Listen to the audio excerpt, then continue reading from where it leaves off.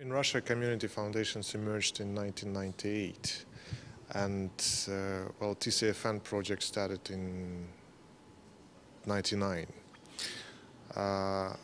So in fact, the first phase was already attended by representative from the Charities Aid Foundation Russia, Olga Alexeyeva, who actually was the one who initiated and inspired the community foundation movement in Russia.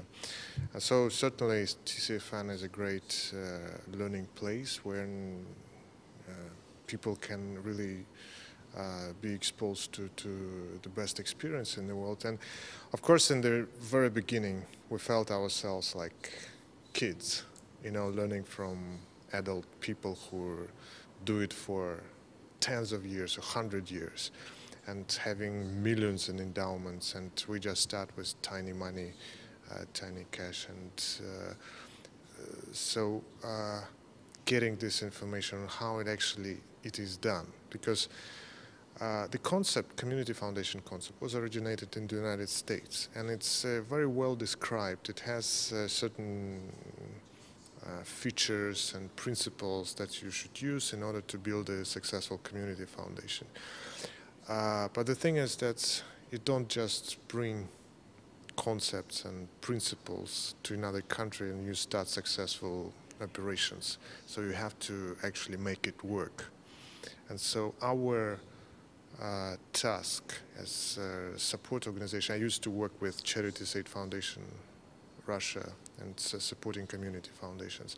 And our task was to really adapt this concept to the realities in Russia. When there are no philanthropic traditions, there are no endowment traditions endowing for charity or something.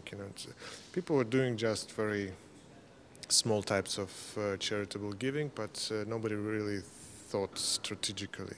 And so we had to find our target groups of donors and who would be interested, and what is the message that community foundation sends in Russia.